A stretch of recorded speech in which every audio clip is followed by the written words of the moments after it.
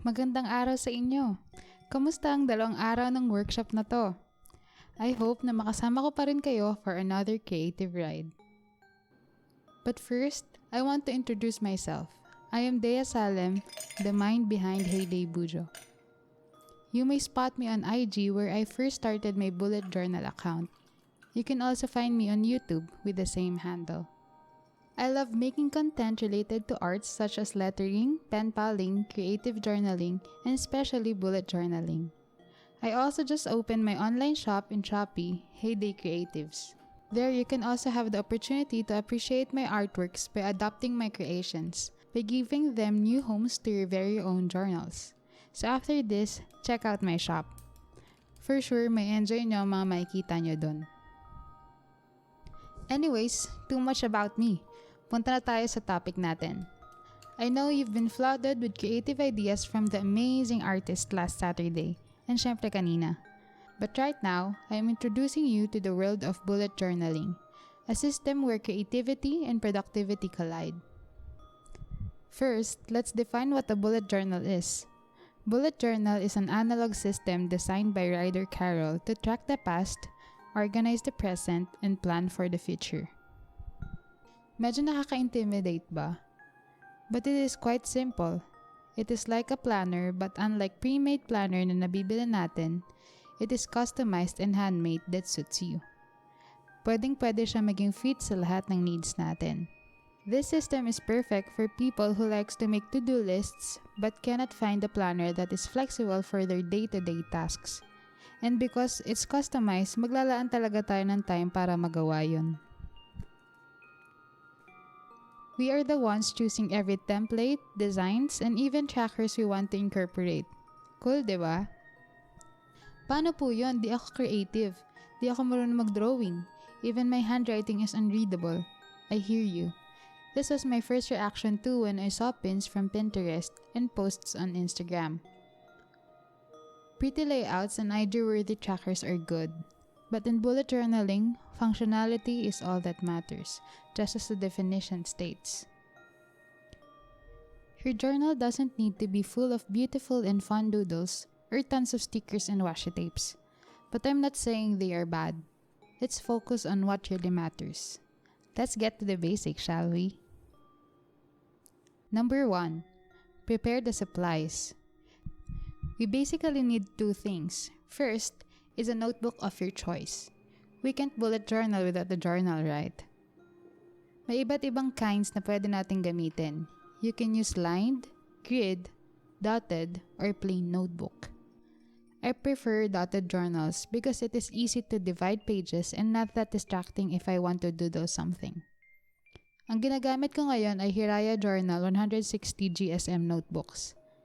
Dati, ang ginagamit ko lang yung mga mura na dotted notebook sa Shopee. Di pa kasi ako sure kung makakomit ako sa system na to. Pero dahil gusto kong magsimula, I didn't let it hinder my goals. So if you are worrying that you don't have the perfect journal, what you have is the best if you start. Second is a pen. A pen that you are comfortable to write with. I don't use any fancy pens. Actually, bigay lang to ng friend ko. I also use this Muji-inspired pen that costs 10 pesos from Shopee. Mabilis ko siyang maubos, and that's it. But if you really like planning your spreads and to put some drawings and calligraphy, you can use pencil and eraser for your sketching stage. I also use a ruler if I want to make boxes. Other optional materials are colorful markers, stickers, and washi tapes. Reminder lang, these are optional. You can start your bujo journey just with a pen and a paper. Before, nung nagsisimula pa ako, mga normal markers lang ang ginagamit ko. As I can remember, nabili ko lang sila from Japan Homes. Brands are not that important, but if you have preference, it's perfectly fine too. Number 2. Set up the basics. Because we have limited time here, I'll cover just the basics of bullet journaling. You are free to visit my channel for other inspirations. Marami ding mga bujo accounts sa IG and YouTube for more inspos. But the best guide you can find is from the creator of this system itself, bulletjournal.com. I want to share to you how I started. Honestly, I first saw bullet journaling or bujo for short at Amanda Richley's YouTube content. I was amazed by her doodles and pretty layouts and I want to have my own journal too. But it was somewhere September, October and gusto ko sana mag-start ng new year. As I learned, I can really start any time of the year. It is really up to me. I was also a victim of the aesthetic over the functionality trope. As I go on to this journey, I learned that the simpler, the better. Here are the backbones of the bullet journal. Rapid logging. Rapid logging is a way of writing in a very short form to lessen clutter and distractions on your pages. It is a way of capturing information as bulleted list. Isa siyang effective way para mabilis nating ma-take note ang mga tasks na kailangan nating gawin. Index. The first page of your notebook that helps you to locate your content. This is where you find pages based on the topics of your journal. Malaking help to kung may mga important events or notes tayo na nilalagay sa isang particular page. Now, let's try to make our own index.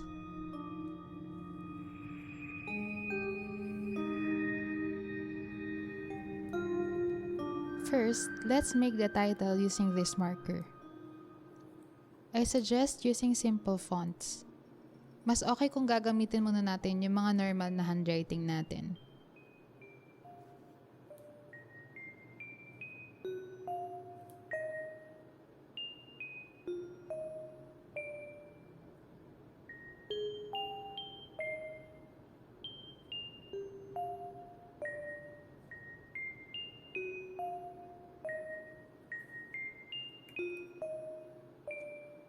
Gamit ang ruler, gumawa ng 2 columns. Ang unang column ay para sa mga page, kaya okay lang na mas maliit kaysa sa pangalawa. Ang pangalawa naman ay para sa mga laman ng page na katapat nito.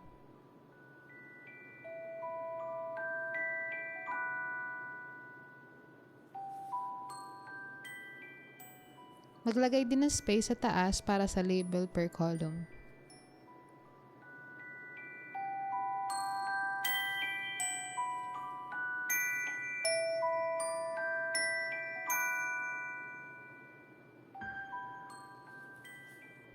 Page sa unang column at content sa pangalawa.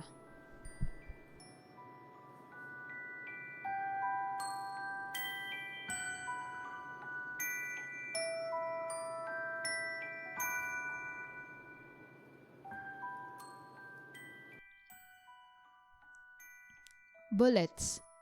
Bullets are symbols that categorize your entries into tasks, events, or notes. Let's specify each kind of bullet. First is task. Tasks are represented by a dot or a bullet. A hollow bullet is an incomplete task. Shaded is a completed task. Slashed is a cancelled task. Events and notes. Madalas kong ginagamit ang triangle for events to differentiate from tasks. Then, dashes for notes. Dahil alam na natin ang mga keys, ilagay din natin ito sa ating page para lagi nating matandaan. Gumawa ng isang box.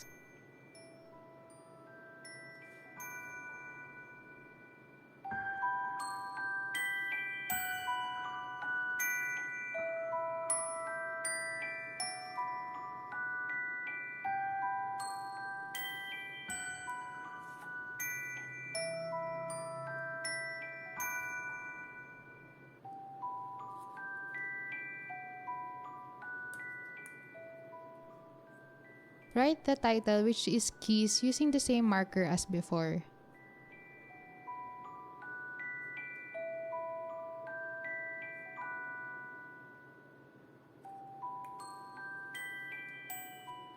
Now, let's make the different bullets.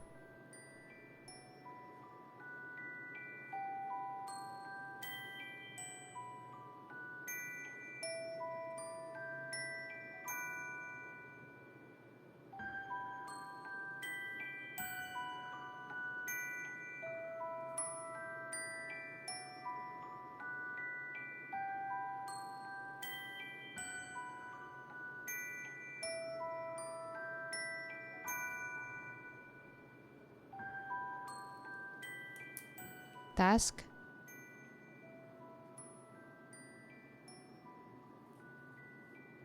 completed,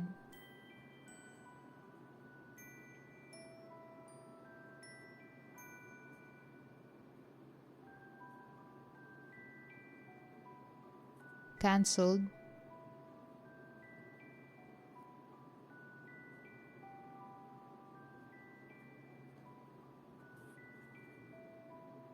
move for later,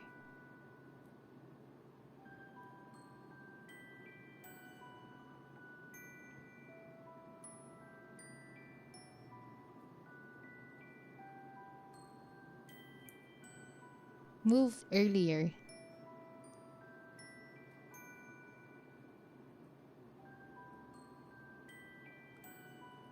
and events.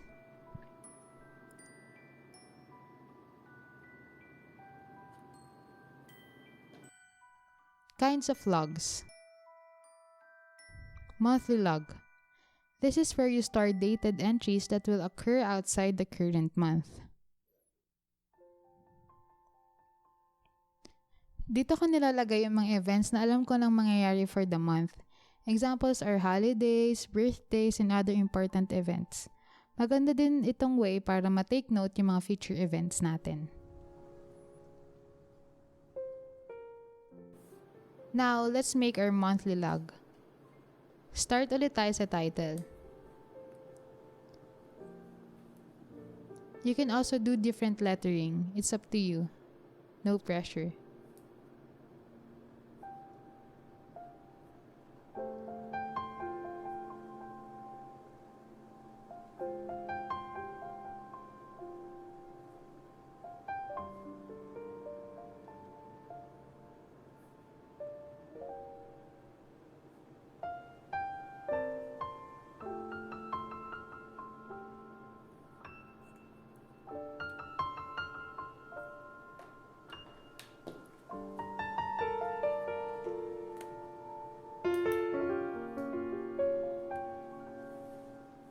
Now, let's divide our page to 3 rows.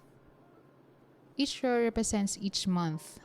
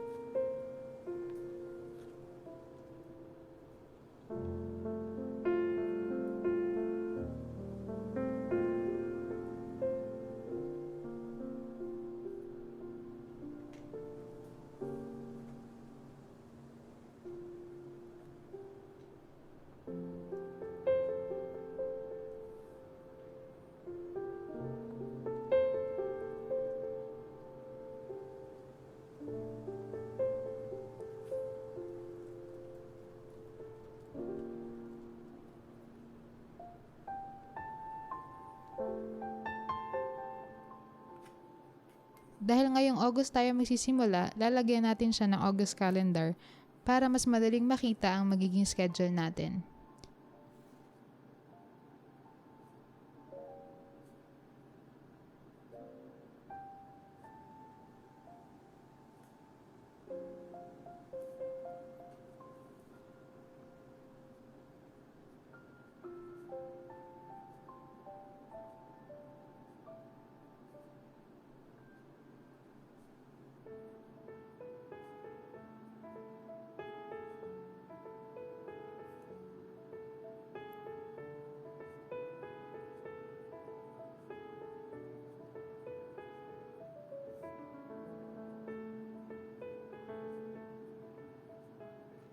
You can continue making your calendars later if you need more time.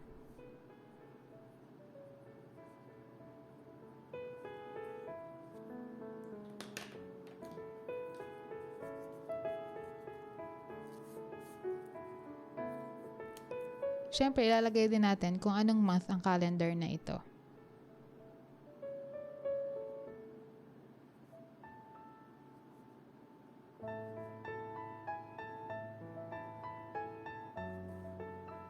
Ito naman na example kung paano mag-plot ng schedule.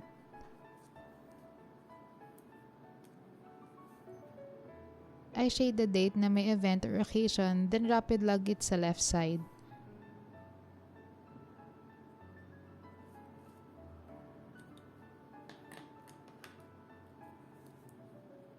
I put the date, then kung anong meron sa araw na yon.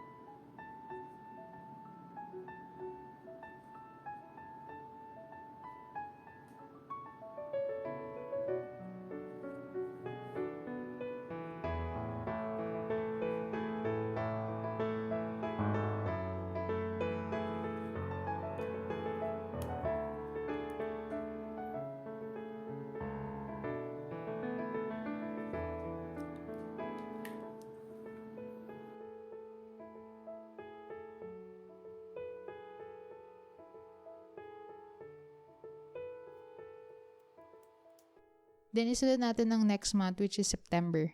Grabe ang bilis, no? Per months are coming.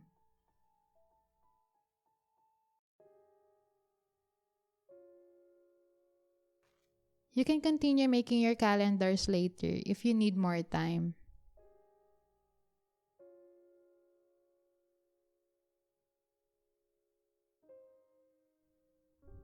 Daily log. This is designed for day-to-day use. Here you can find the dates of the month and the days of the week. Here is where you rapid log your tasks, events, and notes. I usually divide my weekly spreads in 8 because I like to have space for notes and other tasks that are not specifically meant for a single day.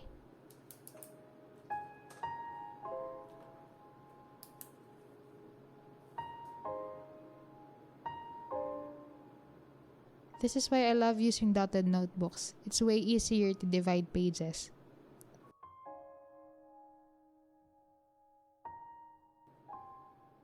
I also use a ruler for cleaner lines, pero minsan hindi din siya tuwid. But it's fine.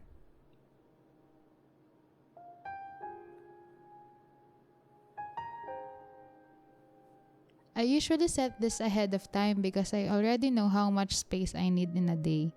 But I advise you not to set up way ahead because it may limit your space. Create them as you go or the night before.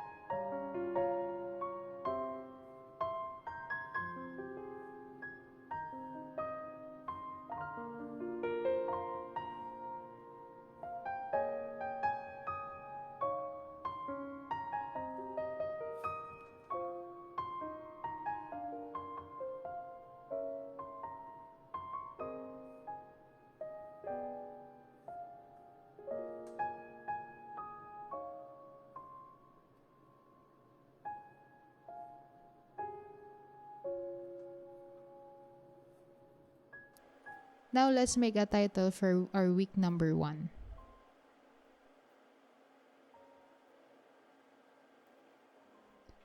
I also labeled this box as notes. Let's label the days of the week. It depends to you when you'll start your week.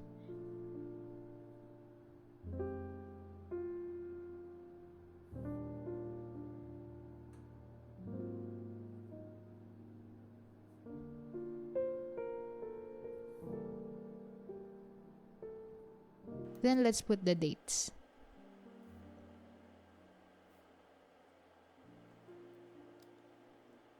So ulitin lang natin yung sa other side. Again, if need nyo na mas mahabang time, it's okay to continue later.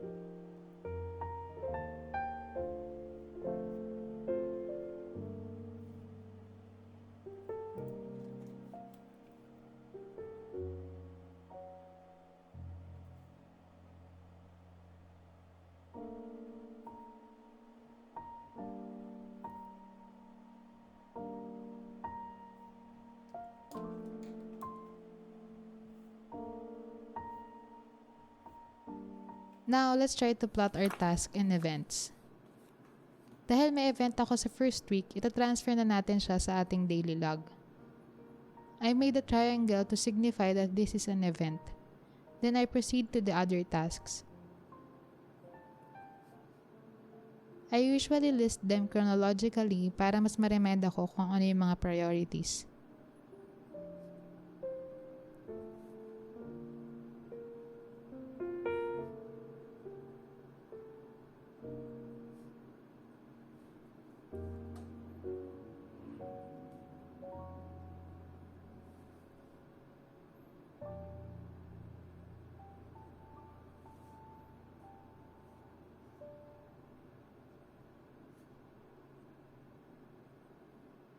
Then if nagawa ko na sila, I just shade them to signify that I'm done with the task.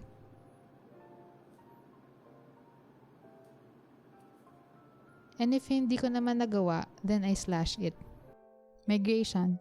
This process indicates that you move the task forward onto the next day or week or even months. But be sure to indicate it to your monthly log para mas mag-guide tayo kung saan siya ililipat. It may seem like a lot of effort to rewrite these things, but it makes us intentional in every task and event we do. It makes us consider if we really need this to be accomplished or we can get rid of it. Now let's try migrating. Because I want to reschedule a task that I haven't done for that day, I'll put an arrow to the right. It means na i-move ko siya sa susunod na araw.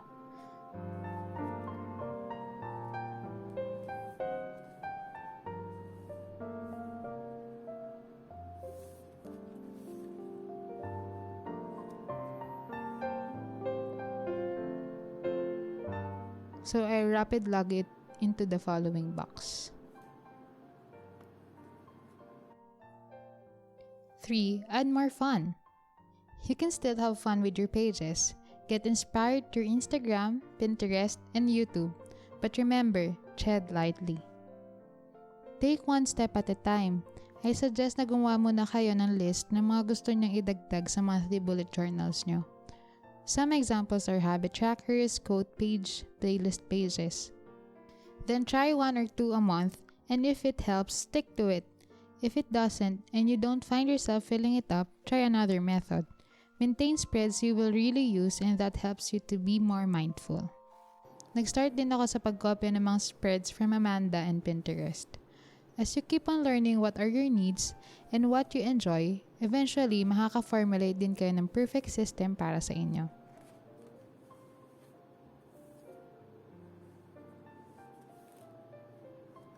We can start by decorating our spreads with washi tapes or maybe stickers.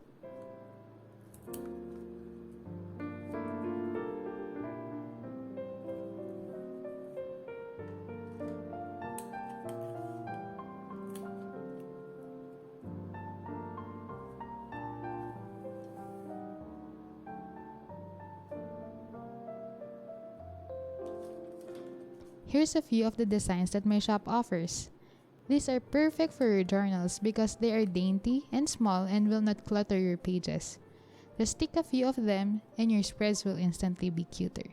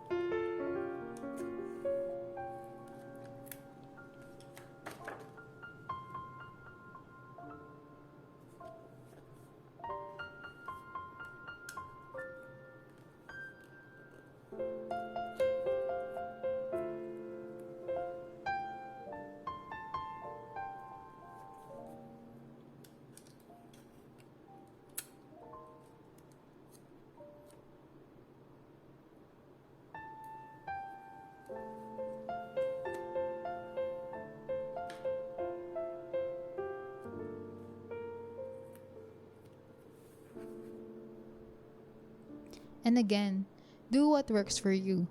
Make use of what you already have.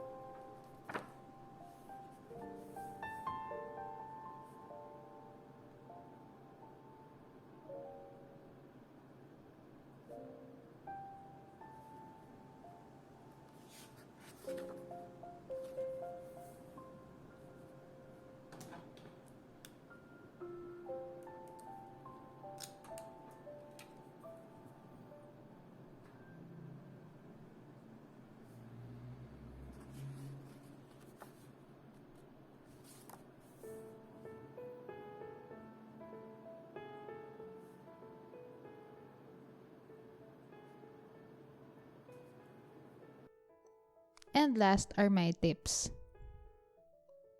Number 1, you don't have to save space.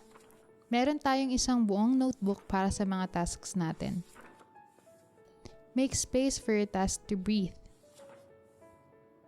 It also allows your brain to take a break.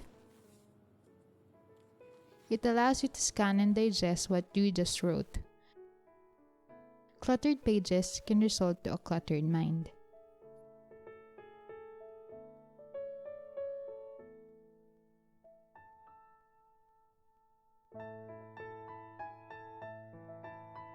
Number 2, don't be pressured of what you see from the internet. Your spreads can be not IG worthy because it is you worthy. Your bullet journal is for you, not for people to consume. It may be trendy but not effective, but it is also a space where you can express yourself. If your doodle make you happy whenever you flip your pages, that's awesome. If your cute stickers and washi motivates you to accomplish your tasks, then it's a good choice. You do you. Number 3. Bullet journal is a practice, not a means of perfection. It is a tool to manage the overflowing tasks we have day to day. We can't handle our time because we don't own it, but we can manage our tasks so that we may enjoy our time. Thank you guys for sticking until the end. I hope na-encourage kayo na simulan ng bullet journaling. Sobrang laking tulong nang naidulot nito sa buhay ko para ma-manage ang aking busy schedule. Dito ko din nalaman na madami pa pala akong pwedeng gawin sa isang araw. Excited din akong makita ang mga gawa nyo. Kung ipopost nyo ito sa inyong mga social media, pwede nyo akong itag at heydaybujo sa Instagram, or you can use the hashtag Malikhain 2021.